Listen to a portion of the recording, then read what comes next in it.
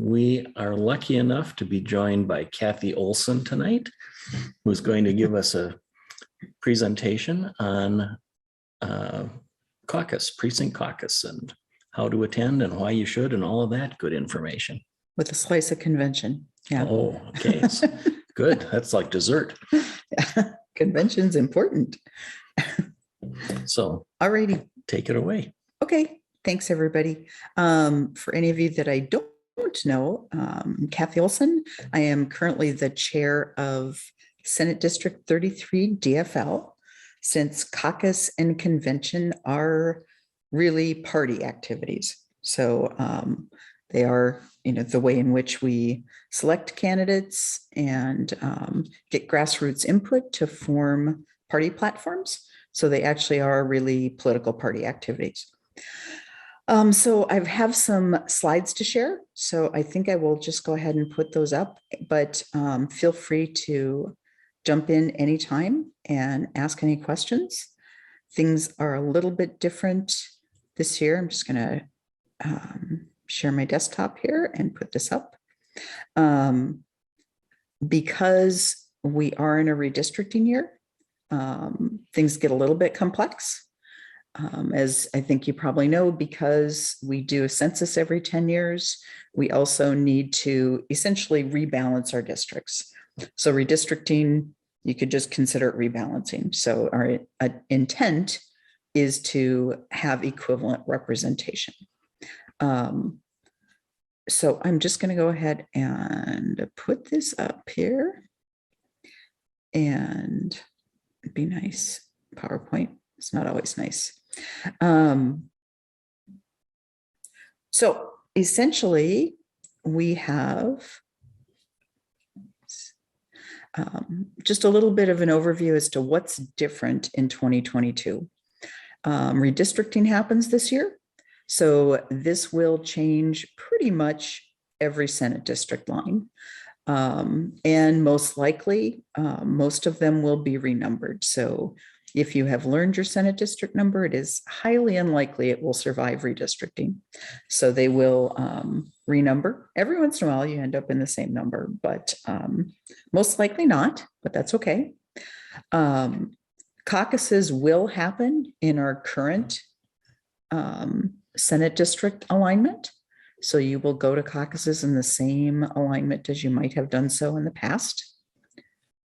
Just a refresher, if you haven't been to caucus before, the purpose of precinct caucuses is to elect delegates to state level or Senate district level conventions.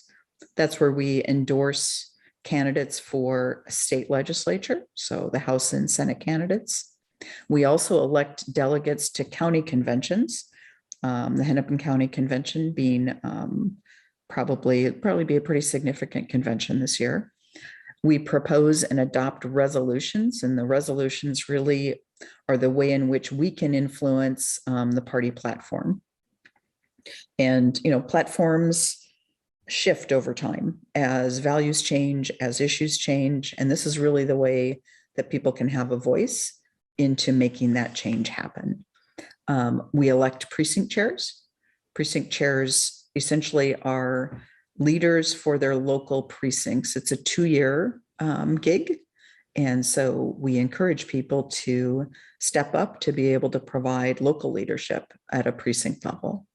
We also may be doing a gubernatorial preference ballot. It is possible we will not.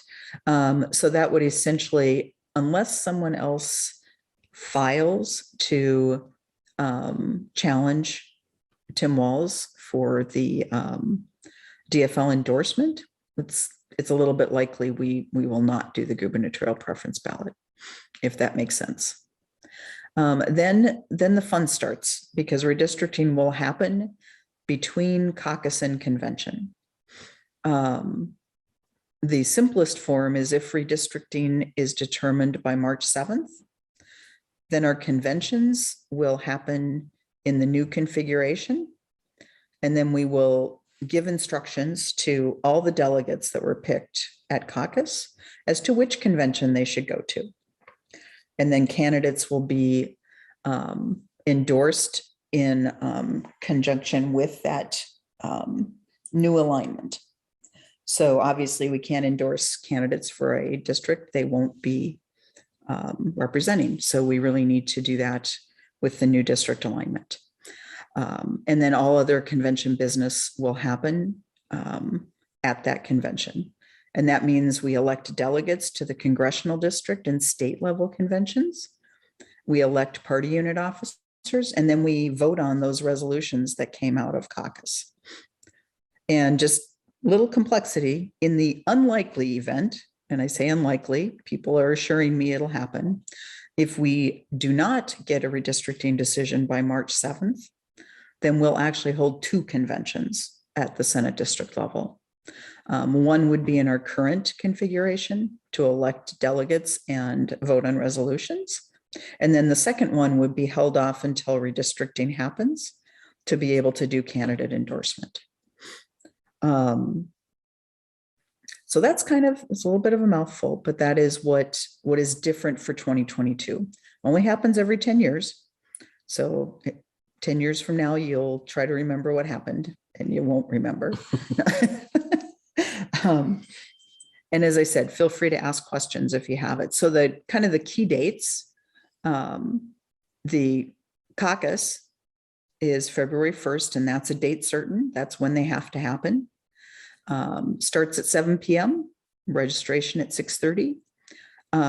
To find your location, you can either contact your Senate district, and I put a link there for the lookup if you don't know which Senate district, or you can wait until the caucus finder is up. It will be active in January, and just go to that one link and they will tell you where your caucus will be. Redistricting maps, we believe it will be approximately February 15th. The way that the essentially things are written, it has to be 25 weeks pre-primary, but we'll see how that goes. Senate district conventions need to happen in the window between March 19th and April 24th. Most of the Senate districts that I am aware of, most in CD3 are going on either April 9th or April 16th. So those are the 2 most popular dates right now. Give us a little bit of time. The CD3 convention, since we're all in CD3 here, range between April 30th and May 19th. I expect it will be mid-May. The Hennepin County DFL convention is targeted for May 14th. So that has been decided since I did these slides. So, and the Hennepin County convention this year, we have 4 candidates vying for the DFL endorsement for Hennepin County attorney. So that is likely to be a very interesting convention. And then the state DFL convention is May 20th through the 22nd in Rochester. So those are the key dates. And then if you're like me and you prefer flow charts, this is just a graphical representation of how we get through the caucus and convention process and what comes out of each. Starting with precinct caucuses on February 1st. And then proceeding through the DFL state convention. So kind of as I indicated, we elect delegates at caucus that go to the Senate district convention. And then also we elect delegates for the Hennepin County convention. So it's really good to make sure at caucus, if you're interested in weighing in on the Hennepin County attorney positions, for example, to step forward to be a Hennepin County delegate. Frequently, we end up challenged to find enough delegates for Hennepin County. And again, at the Senate district level, I mean, in some areas, for Senate District 33, for example, we have a competitive Senate race, depending on how the lines get drawn. And we really need enough people at our convention to make that a meaningful endorsement.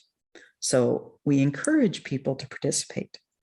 But as I said, this is a graphical representation of the same information. What I didn't talk about are the endorsements that happen At the 3rd Congressional District Convention, the only endorsement that happens is for our House candidate. And at this point, I don't know of anyone who's challenging Dean Phillips, but we do still need to go through the endorsement process. And then at the state convention, we will be considering endorsement for all the state level candidates. So that would be governor, lieutenant governor, state auditor, secretary of state, and attorney general. So that was a mouthful.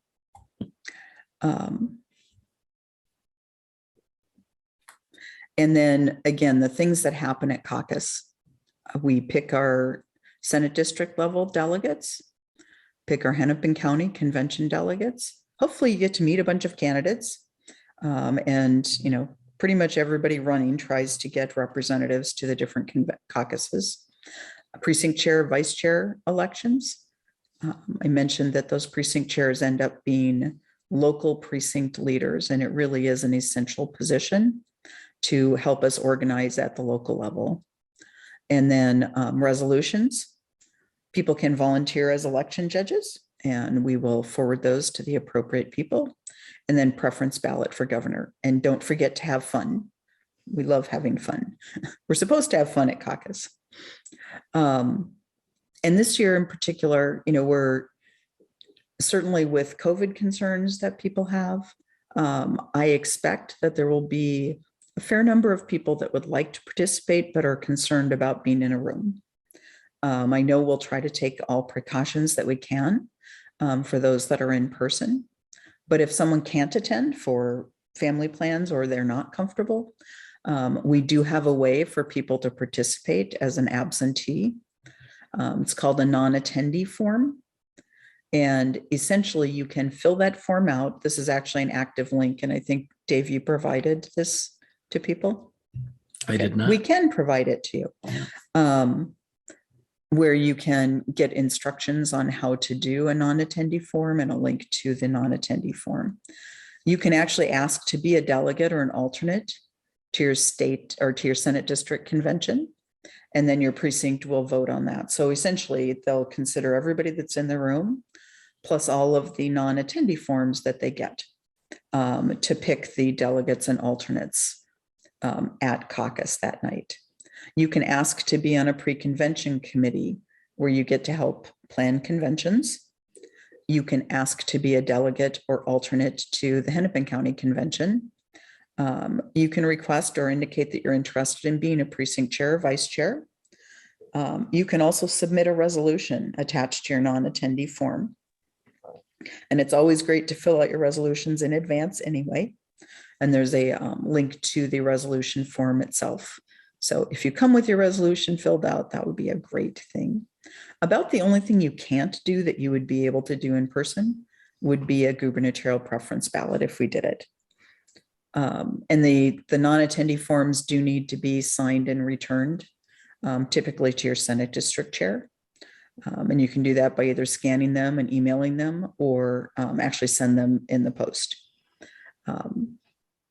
So that was what I had, other than saying, if people have questions, you can always reach out to me personally and I will try to find the right person to answer your question. And then I'm going to stop talking and I'm going to stop sharing and see what additional questions people have. Colleen. Yeah, what are the COVID protocols going to be? Do you have to show a vaccine card, masking? We are not requiring vaccine.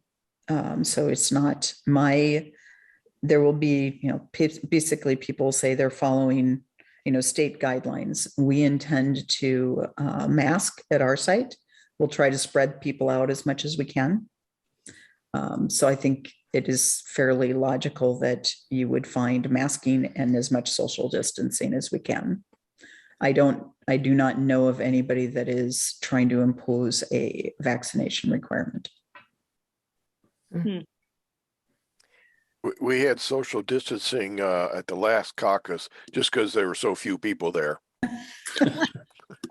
Well, a lot of times when we have light attendance, we'll combine precincts and convene more than one precinct in the same room, but we're probably going to shy away from that this year. Yeah, so because usually we would try to combine so that we have, because it's much more fun to be with a group of people, right? But we're really working hard to make sure we have a sufficient number of conveners so that we can leave precincts in smaller numbers. So it's kind of, everything we're doing this year is kind of counter to what your intuition tells you to do.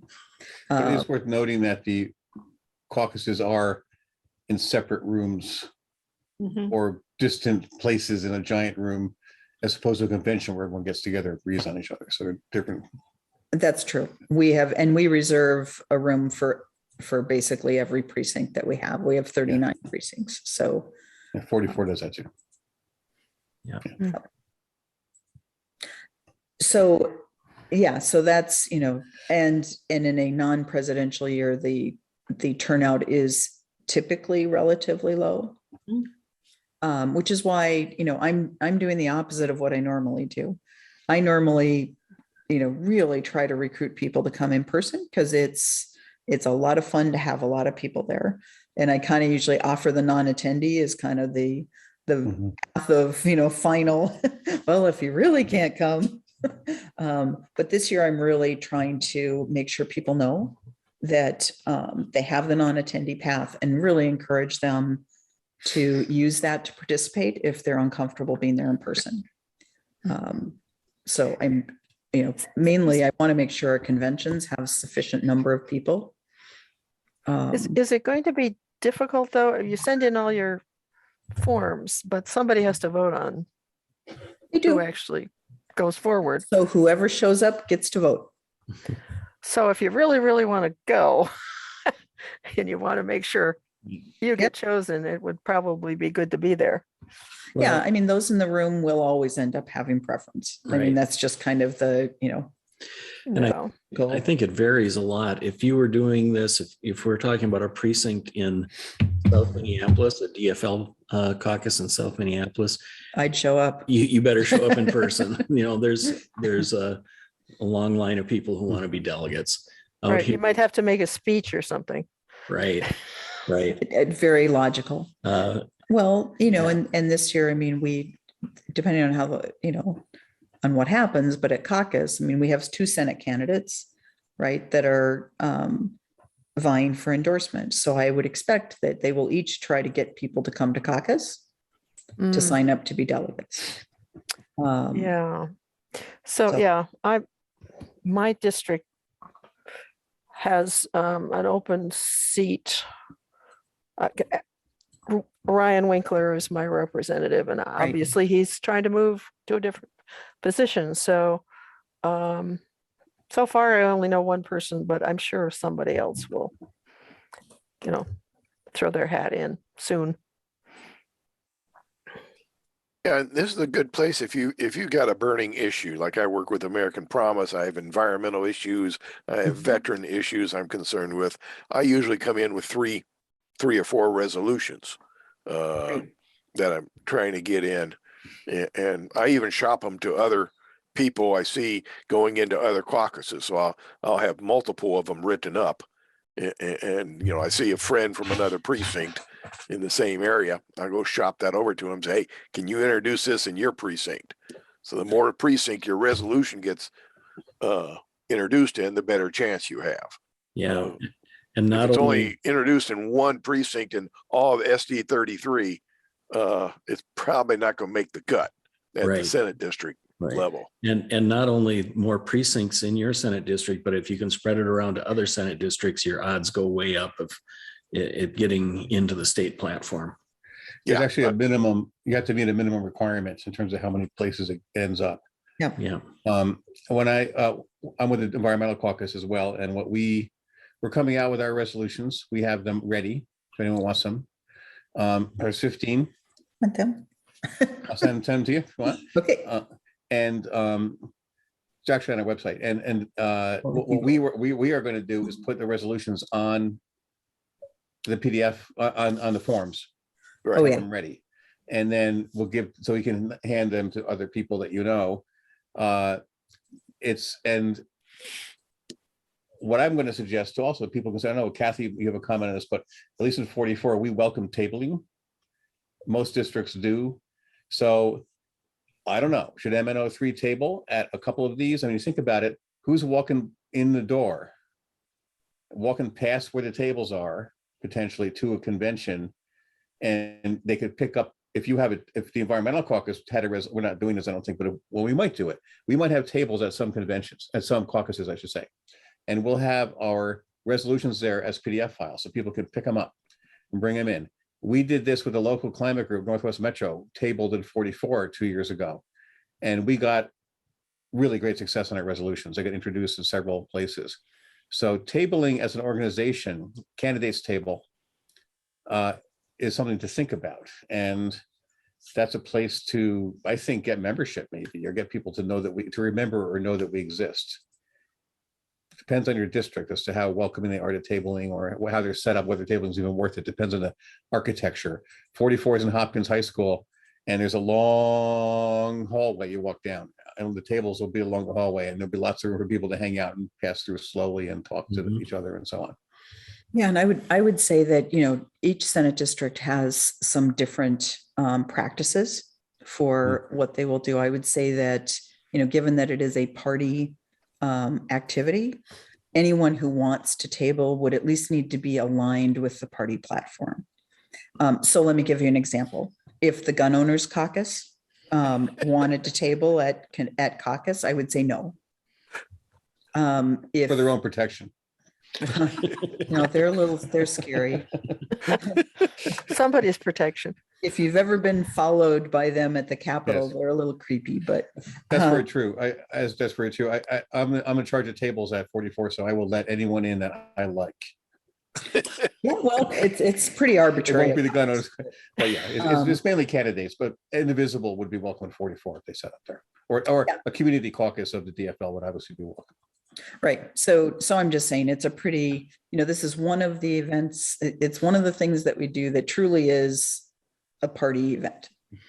Yeah. People that attend, we do ask to attest that they do consider themselves aligned with the Democratic Party. It's the only time you'll ever be asked that at an event, but it does make sense, because what we're doing is really influencing the party platform, as well as considering DFL endorsements of candidates as we go forward. So, sometimes people ask me, why is it party? I was like, well, it's kind of a party activity. It's the party. So, yeah. Right. Yeah. I mean, Hey, Greg, one thing we did last time is we had people tabling. I tabled and for American Promise, and we had a couple other tables going. But those people with resolutions that they wanted to spread around, we had a table for that. Mhm. Yeah. We set up a table, and we had stacks of resolutions sitting on that table. And then That's what we people did. who are introverts and don't want to come talk to people at tabling can go look at the resolutions and pick up the ones they want. Right. Helped a little. Yeah, I think that can work. Yeah. It's, and I do have to say that it is truly really important that we get enough people at our conventions. And not only that, it'll, that convention and your pre-convention committees, it'll be your first opportunity to see what your new Senate district looks like. Mhm. So it's actually a pretty interesting event. Because, every Senate district takes on a little bit different culture. So it's going to be those first events when people kind of get to be in the ground floor, and, you get to start meeting other people and figuring out who's in there. It's a pretty nice way to get in on the ground floor. And we really do need enough people in order to make endorsements meaningful and viable. Yeah. And the convention itself is a different beast, and it's everything Kathy just said, only times 10 as far as an event goes. But you have to be a delegate. So you have to go to your caucuses and move in. And if you think something like the convention at the state level, where we already know who's running, who the senior, we have all these incumbents running for re-election at the state level. Nothing interesting could possibly happen at the state convention if you only have incumbents running right? It always does. Something could happen. You really never know. We actually have some pretty good people in office. I mean, think about some of our Senate districts. You think you're totally safe when you have, like, we have Ginny Cleaborn and Patty Aiken, and one of those could become asked to be fill in for the lieutenant governor when the lieutenant governor is asked to join the Biden cabinet or something. I mean, you never know what's going to happen, and you could end up being the person that helps decide what happens next. If you're a Well, delegate. and not only that, I mean, the Senate districts are going to shuffle. So we don't yes. know where our incumbents are going to end up. We don't actually know where our candidates that are running are going to end up. So We don't know where we're going to end up. we don't know where we're going to end up. Right? You know, two of the 6 maps that are out there right now shove us into CD6. So, you know, hey, that's sad. That could be good for CD6. Yep, they just placed miniaturist out and shoved us. No, Well, you have to move one house north. I That have would to work. go take up residence in our neighbor's house. Their I got name- redistricted when the district Yeah, moved my from my last backyard to name my is front Olson. yard. But if Um, I do that, well, Jenny Israel's coming with us. So That's right. We have She- to. on the other side of us. um, And just in the spirit of completeness, since we are a nonpartisan organization, I'll point out that the GOP caucus is the same night as the DFL caucus. It is. And I tried to look up and see if either of the cannabis parties were going to hold precinct caucuses, and I could find no indication that they are. That's interesting. Yeah. What about the Greens? They may announce later, but the two can. What did you say, Jake? What about the Green Party? I think Green Party lost major status, so Right. I don't know that they can do. Right. Green Official Party caucus. and Independence Party are not considered they can. major parties in Minnesota right But- now. But I'm But sure they in will. order to get back as a major party, they have to somehow organize and get candidates and stuff. Yep. Right. I don't know. Yeah. And you can only I go to have a hard one enough time caucus. figuring out my own. No. I can Right. tell you, you know, at least in our district, typically, the Senate district wise, typically the Republican caucus is across the street. So for example, one of us has high school, one of us has the middle school. So, and we actually swapped a while ago. Now, the So- difficulty in tabling at the DFL caucus in Senate District 33 is that we have 3 different locations Mhm. because we're so spread out geographically. So, Makes Right. it tough for our candidates too. Yeah, 44 usually has 2, but we're down to 1 this year. So- We probably could have done that. We just decided not to confuse people. Yeah. It's like, you know, it's the last one we're doing. We might as well just keep it consistent. Yeah, we actually, now that you mention it, we should probably have someone over at Wyzetta in the Mhm. parking lot. I'm going to write Well, an email right now. to It Chris. might not hurt. And again, you know, so as I said, please, if you can't make it, if you're concerned about going, do take advantage of the non-attendee form. And please participate at the convention level, at least. You know, don't miss out. It's really a way to make your voice heard and have a say. And not only that, meet your candidates. Because it's very possible they won't be the same representatives you currently have. So Right. So If I you see a have, neighbor, ask your neighbor if they want to come to the caucus and you'll carpool with them. exactly. or take their form for them. Yeah, that too. Did you have a question, Clara? I was gonna see what you wanted to tell us about precinct chair. Sure. I've been to 2 caucuses.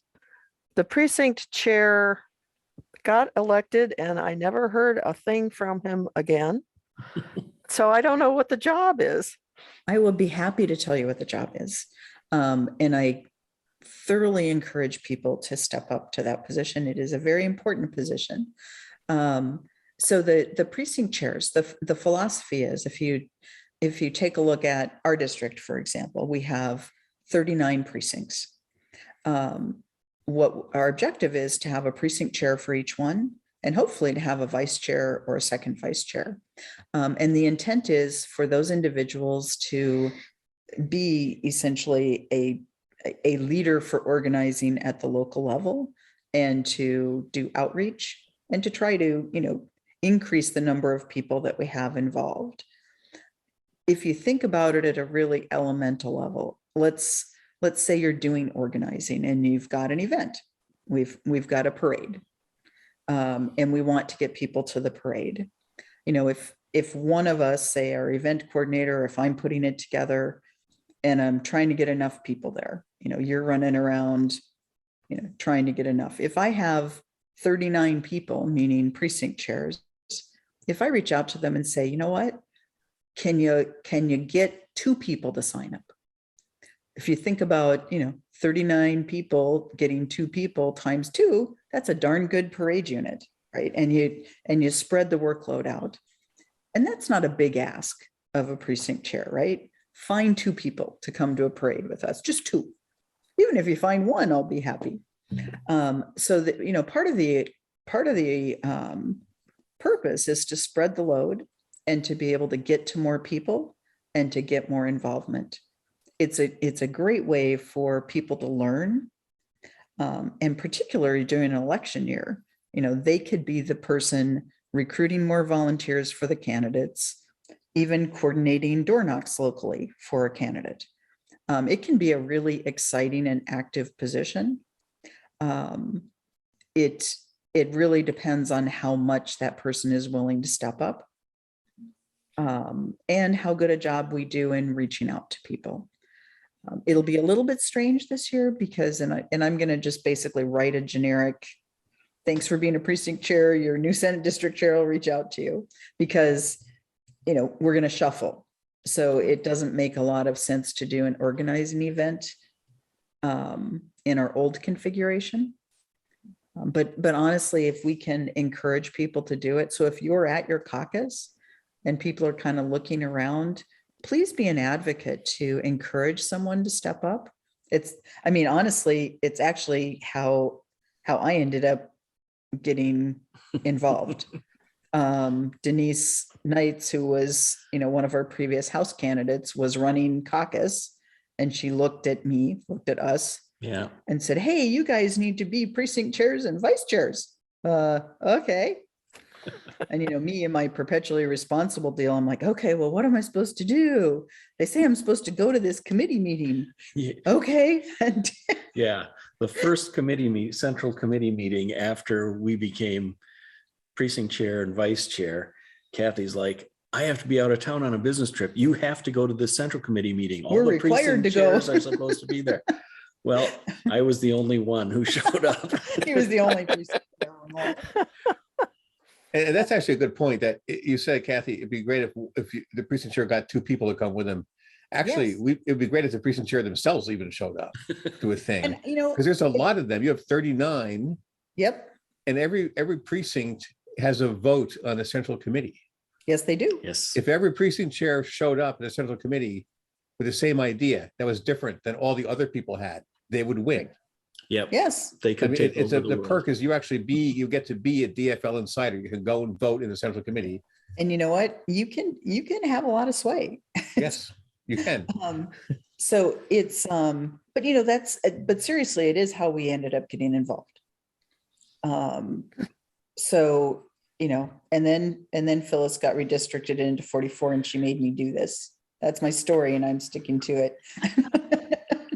Yes, Jay. One thing I do as a precinct chair is I drive around the precinct looking at the signs people have, whether they have BLM signs out or way to go Brandon signs out, whatever that is now, which just came up across from our elementary school. And write down those addresses, then get back to them and say, hey, we've got a candidate I think you might be interested in. And usually end up getting candidate signs into their yards. Yep. But, take a look at the bumper stickers on their cars or whatever as you drive around. It's a little easier in the summer. Right. Everything is. Well, and as Jay said, if you spread that out and if you're in the local area, you can do things like that and you observe what's happening. Yeah. So when it comes time to, try to get Kelly Morrison signs out in Jay's district, or, or when Gretchen was running, Jay had good insight as to who we could approach, and do those early placements. And honestly, there's so much freedom and flexibility that precinct chairs can mold it depending on what they're comfortable doing. They can really make it their own. Our precinct chair, who's retiring from this year, but handwrites postcards Yep. around this time of year. Please come to please come to the caucus, whatever, and kind of communicates that way. You don't going around and talking. When I grew up, the role of the precinct chair to sit in the democratic machine city I grew up in was that if you had a problem of any kind the government can handle, you went to your precinct chair and they went to the ward leader and they went to the mayor and they fixed it. If you were a registered Democrat, otherwise just forget it. But that was in the old days. But you can make it. You might be physically out there all the time, or you might be just doing it all by email and phone calls and writing letters and writing emails and writing postcards or whatever. You can do it a lot of ways. Greg, did you grow up in Chicago? I grew up in Chicago, was a pale representation of Albany, New York. Oh, okay. And Albany, as far as I know, is the same. So they've put the Chicago people in prison, and they never caught us in Albany.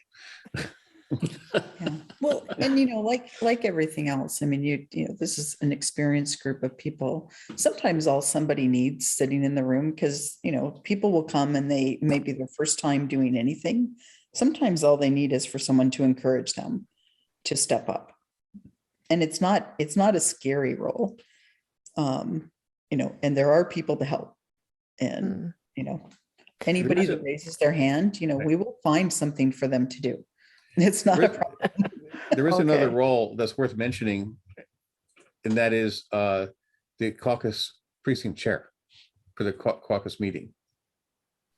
Oh, All right.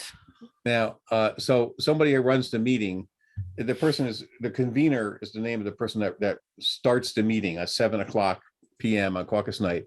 And they then usually explain that they are willing to be the chair of the meeting and they know how to do it. Now, who shall we elect a chair? And then that person gets elected. And it's a job. And actually, those of us who are running these caucuses, it's our little nightmare scenario, getting the people to do that, especially this year. So if anybody wants to do that, let your own people at your district know that you will be willing to do it if you're not already doing it. They might need you, but you don't have to do it. If you're precinct chair, you don't have to do that job. But some people are both. Some people are typically chair their precincts and or the precinct chair, or at least a vice precinct chair. And that's a good way to be precinct chair, because you get to stand in front of the people that are in your precinct in that room for an hour, and they get to know where you are, and you can tell stories and whatever, and they know your address. And then it sort of starts building your community a bit. And then when the caucus happens, that community grows. Like, I know who's going to be at my caucus, at my precincts this year. I know who's running it. I know who's going to be the secretary. I know who's going to be there. Everybody but me, because I'll be absent because I'll be in the hallway. But you do build that, and being the chair as well as of the meeting, as well as the precinct chair, it's a good way to do that. And that's just running a meeting with an agenda. It's pretty easy to do. Yeah. And that's another reminder. If you happen to be volunteering, or if you're tabling, for example, at a caucus, I strongly suggest that you fill out an absentee form, just in case you're out of the room when what you want to do gets considered. So just don't forget to take care of yourself. Even if you're in the building, I mean, you can fill out an absentee form. We pretty much ask all of our site volunteers to do that, so that they don't miss out on being a delegate or whatever they want to do. So, and Jay very nicely helps people find their precincts. So, as well as taking care of tabling. So I just don't want people to miss out. So take care of yourself. Okay. And we do not expect precincts to change. Well, that is another good question. Thank you, Claire. That was perfect. I can't believe I forgot that. The cities do have, they will reassess their precinct alignments. but they won't do it until after the redistricting maps are out. So we will caucus in our current configuration. It's possible that between caucus and convention, they'll shift, but we'll let you know that too. So you may have been a delegate for one particular precinct. You may get to convention and they'll say, yeah, you have to go sit at that table over there. So we'll make sure you know, but it's, and even if we have precinct chairs, for example, say we elected 2 precinct chairs and then all of a sudden you get mushed together in another, you can either be co-chairs, you can pick who's the chair and the vice chair. You will not lose your position. There's a lot of deck shuffling that happens. I suppose the worst that would happen is if you already had all of the SD delegates that you needed and somebody got pushed in from another precinct, they might end up as an alternate or something. I don't think that'll happen. Isn't there a statutory limit on when they can redraw precinct lines? Like they can't do them now, right? They can't. They cannot do them now. They need to wait until redistricting happens. But there's also a deadline for getting it done, right? Yeah. Yes. Yeah. So, well, and I take that back. If they really were possessed to do it, they can actually do it up till December 31st, but they won't at this point. Yeah. And that's like the city councils are doing this, or who's doing it? The cities do it. Yeah, city councils and mayors. And So there's a whole process that happens after the maps get drawn. and in fact, the cities can change precinct boundaries. Like Corcoran added a precinct a couple of years ago. So that was not associated with a census activity, Right. but it was associated with Just growth in the city or Corcoran something. has like a handful of people in it. I'm like, really? You need another precinct? Oh, well, okay. It could even be an infrastructure change because the precincts are supposed to not be hard to move around within. So And I think they might have done it to help with school district boundaries. yeah, that could be a reason. We were getting enough Oh. growth in Corcoran, which is now Corcoran P3 in the Wayzata School District. There were a significant number of new neighborhoods going in. So I think Corcoran P3 ended up being the bulk of what is in the Wayzata School District in Corcoran. Right. That was a lot of new development. Towns with growth get things changed. I mean, Chanhassen, we changed in the 1990. We changed in 2010. Yeah. Or One of the big things we changed in 2010, or even I think the 2000, was we did it along school boundaries where we weren't before. So our precinct 1 got split into an A and a B, one in Wayzata, one in Eastern Carver County. And we've had a lot of growth in Chanhassen, so there might be some redistribution, but the place that we had growth had low population in their precincts before because they were planning for the future. So Jay, I'm not sure if you're aware of this, but there is a precinct in Chanhassen that has no people living in it. Yes. 2. Yep. Precinct 2. We have 2 of them because we have 2 sections of Chanhassen that are in Hennepin County. Oh, And okay. so the industrial park where we used to have 1 farmhouse, and our head of the elections got up, and after everything's got going, she drove over to the farmhouse, opened the precinct and sat around the coffee, had coffee and donuts, and everybody in the farmhouse voted, and then she closed the precinct and went home. The other one's a vacant lot. It's a wooded vacant lot, part of a farm that wanted to keep his farm in the same town when Chanhassen. So that part, when Chanhassen was formed, stayed in Hennepin County, that is part of Chanhassen. That precinct is actually in Senate District 33. Yep. Yes. So technically have 40 precincts, but No people. no people. Yeah. Yes. And we've got one that's in the Eden Prairie Senate District, whatever that number is. That's right. So, It the other thing that can happen is, when they cut the lines for redistricting, sometimes they end up cutting a city in a way that doesn't align with current precinct boundaries. So then the cities kind of have no choice but to reslice precincts or Mound in 2012. We used to have 6 precincts in Mound, Mhm. and they decided to go to 4. None of us know why. We don't know why there were 6 in the first place. But it happens. But we will, there'll be just a lot of deck shuffling. But don't worry about it. We got it. We'll make sure, you'll show up for convention. And as I said, we may say, you know what, you used to be this precinct number, but guess what? You get to have new friends now. And, So you get to go to this truthfully, table, and don't worry about it. We gotcha. yeah, most of the time, the original Senate and House boundaries were drawn with a certain logic. And that logic applies now. They're using slightly different criteria, slightly different logic.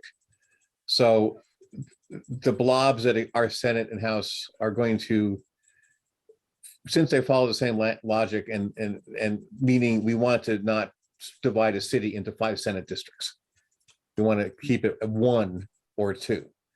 Okay, for example, that kind of thing. Around the western suburbs, there's going to be some significant politically movements, but many people are going to end up in the same district with their same friends they are in now. And everyone's going to avoid messing with precincts for the reasons Cathy has gave. We don't want to do that. So there'll be less. It's not like we randomly redraw 64 or whatever blobs and then divide each one in half randomly. And then, it's going to be less disruptive, I think, than if it was an arbitrary or random thing. Well, and honestly, the first thing that happens, which we don't have any say over, is the candidate shuffle. Because as soon as redistricting gets announced, the cascade will be, they'll look at all the incumbents and see if anyone ends up overlapped. Right. And then the House and the Senate caucuses will start some tough discussions.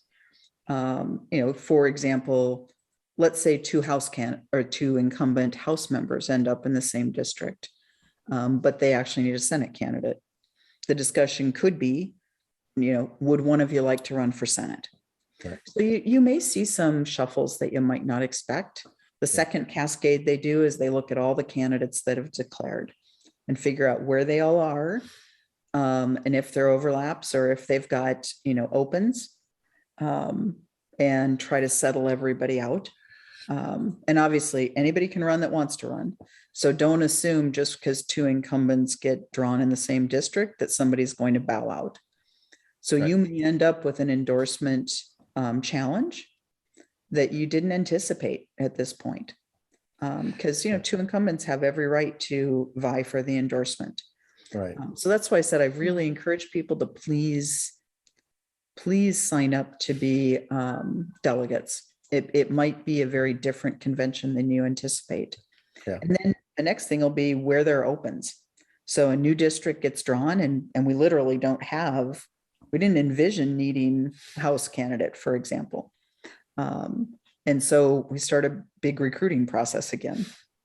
So that's all going on while we're trying to, realign the districts, do pre-convention committee meetings in our new configuration, and notify everybody that signed up to be delegates where they need to go, and try to explain the new districts. So there's a whole party unit thing going on and there's a candidate thing going on at the same time. But the candidates must live in their districts. Yes. Correct. At the state level, that is correct. It is not the case in the congressional level. Right. It has been the case. I remember up in what is now in the area of Coon Rapids, last year districting, there was that exact thing happened, Cathy. There was a house opened up, House district opened up with no candidates, no incumbents. Yep. And it turns out that the state provides some funding for candidates. If you're running in a very, very low, that money we give every year in our, in our taxes and stuff, like you can actually get a few $1,000s from the state for your campaign. So the absolute minimum campaign can be run with almost no money of your own. You won't win if you're running against somebody with money. But when both parties are desperately asking people, and we literally cornered this guy who was a volunteer for one of the CD candidates and just made him run. And I don't think he won, but if he did, he would have been starting a great career in politics instead of some other thing he was planning on doing. Yeah, I know there's one of the 6 maps that's out there draws a district within 33 where I know we don't have a House candidate or an incumbent. I looked at that and went, well, that's not what I anticipated. Oh, well, what the heck? You have to try really hard to do that, given where people live that are, that are running for office in our district. I'm just like, wow, that is bizarro. Well, the other thing we all should volunteer for, call up your favorite candidate and say, I'm there to help you move if necessary. There's not much time though with this. Thinking they're not moving. Well, down here in 47, I'm not in 47 right now, but it is sized where they had 10,000 more people than, so it's going to shrink tremendously. Yeah. And all the maps had our senator going against a current senator. She moved. Our senator now has moved west into a more Republican area. So she now lives in Waconia. So she will be safely in probably CD6. Good riddance, but.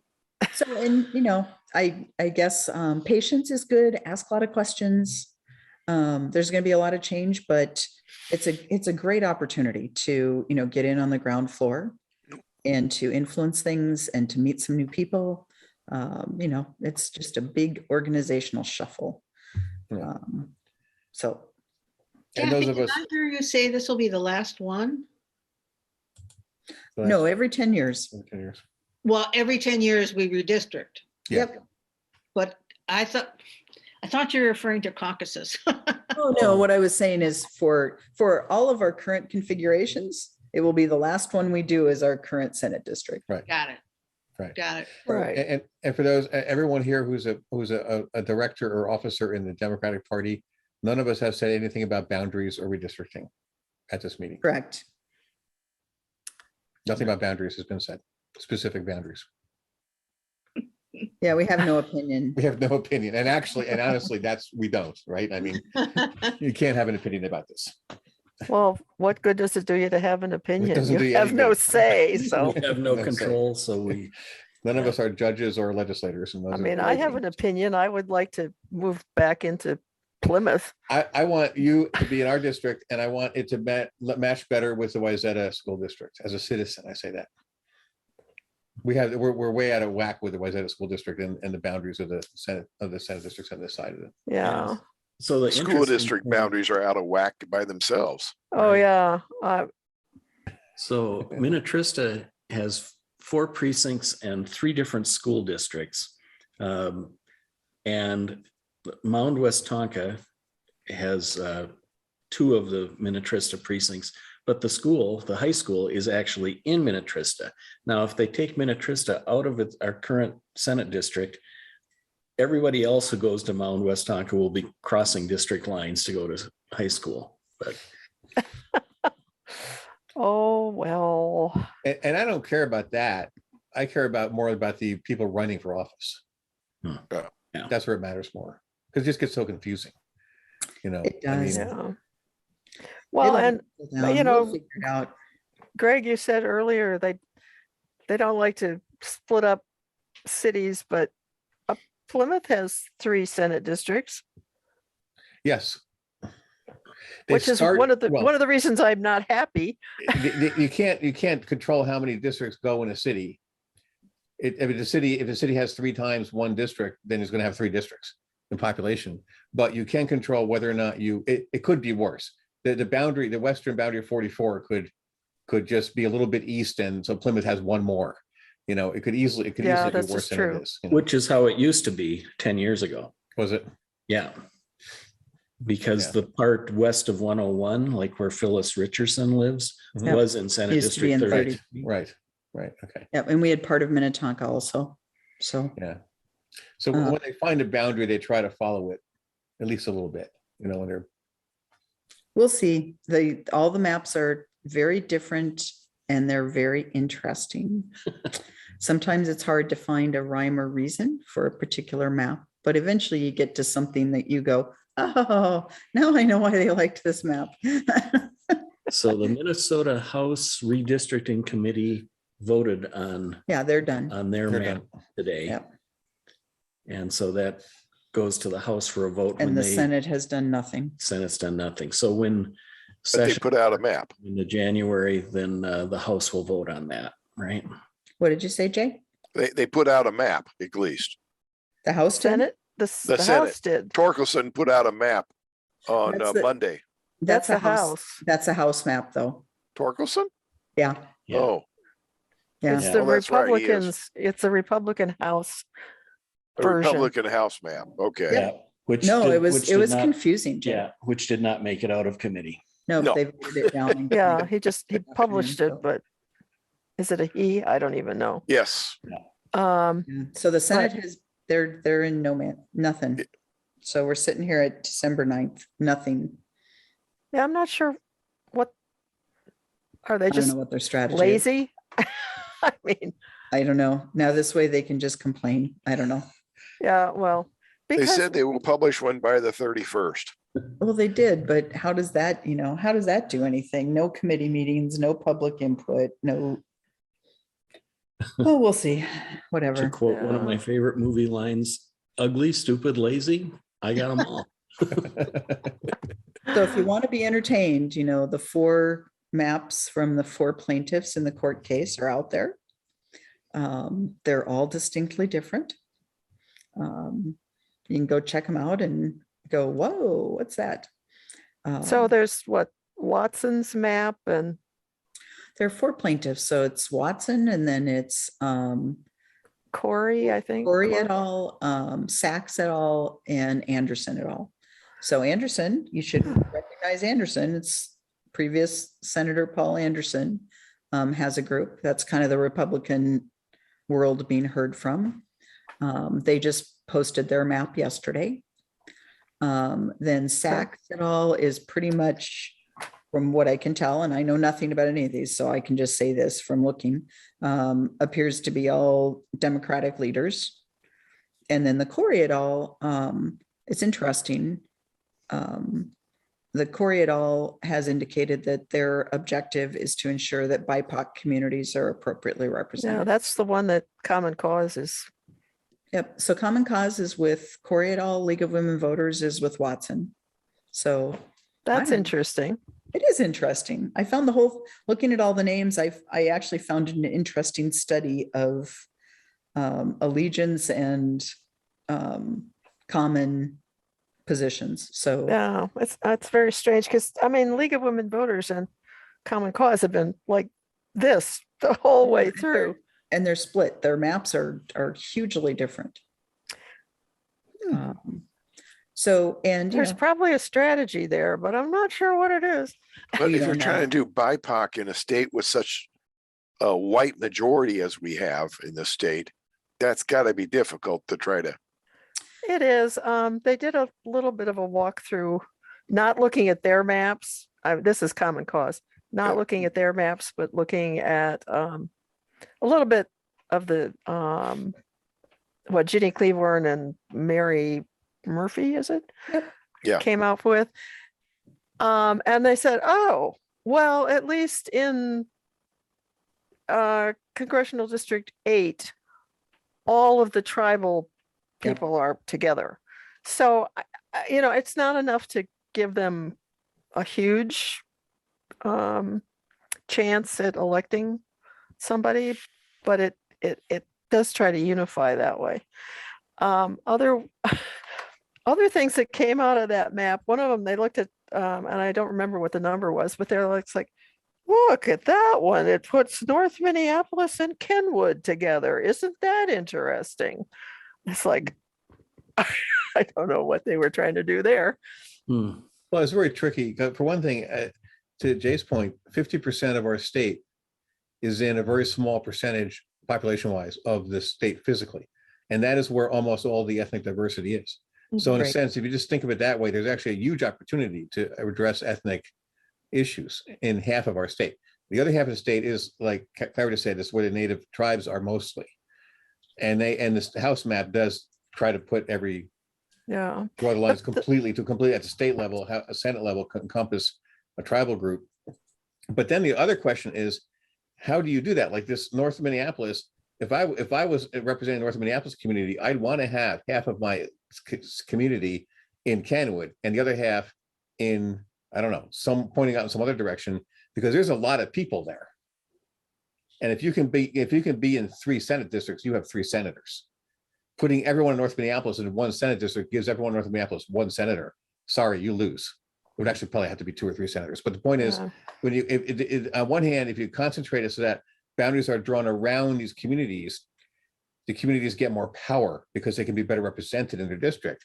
But if the communities are already big enough, drawing them around them into your community, that is gerrymandering, and you're taking away their power, because it's just exactly like states with the our national election. You've now taken away those people's power. And the most sensible way to do it. A lot of interesting concepts, and Yes. having a line drawn around you is not always a positive thing in terms of representation. It can very often be a very bad thing. And the best way to do it is the following. We have 64 senators, is that right? 64, something like 67. 67. So you take 67 Senate districts, and then you randomly assign every Minnesotan to 1, regardless of where they live. Oh, Now that's the fairest way. Now that makes no sense geographically, and it doesn't address a lot of issues, but that should be your null model. That's your null model. You can't do it, but you can think about it. And when you go to a given area and you start dividing things up, maybe you still have to draw those boundaries, but the one that gets closest to that is like a measurement. Like you're only going to get 2% of that effect if you do the statistical analysis. But a map that gives you 3% towards that versus 1% towards that is the difference between a fair map and a gerrymandered map. There was a time in Minnesota history when they didn't have congressional districts. It was all at-large congressional representation. Yeah. And that lasted for, I don't know, 2 or 3 decades, I think. Yeah. A lot of states had that. That's where we thought we were going to be if the census didn't get done. There was the It was a possibility. It was being floated for a in Roseville, kind of near Hamlin. I think on Hamlin, there's an old yellow brick mansion, historic building, and it's part of a school district. I can't. Mounds New Brighton School District has an office in there, and I was going by one day thinking, what is that building? And I looked it up, and it was the home of a senator at one time. And the senator that lived there, his district included his house, and it went to the Canadian border. Wow. Oh, that must have been before that decision that said equal. This was when there were like 10 senators in Minnesota. Yeah. Or 7. There's a few senators and just a few more House members. This is way back, like the very, very beginning of the state. So it was just wedges going out from the wedges going out. And at the time, there were also only a few counties. And on I think is a state historic, some website somewhere I can find this. I showed this to you. You've seen this, Clara.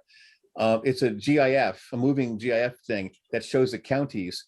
And next to as the county's boundaries change, it has the text why each one changed. And in the 1940s, I think it stabilized to very close to present, except for a couple little tiny changes. But prior to that, there were changes constantly in county boundaries. Like it was like as fast as redistricting or faster in some cases. Yeah. Because I don't remember that, but that's the weird Minnesota cultural feature here is that for the most part, if there was a city like say, or a location like say, Itasca or Ramsey or something like that, in a county, they made sure that that city ended up in a different county than the county with that name. Wow. Interesting. Let's confuse those farmers out there. If you don't know where it is, we're not going to tell you. That's our motto in Minnesota. Interesting. Guys, this is awfully interesting, but I'm going to say adios. We're a long ways away from caucus now. Yeah. Oh, okay. Yeah. I'm And gonna this is way above my pay grade, this discussion. I'm going to stop the recording at this point, and this recording will be posted in the next day or 2 for people to watch. But if anybody wants to stay on the line and just chit chat, that's fine too.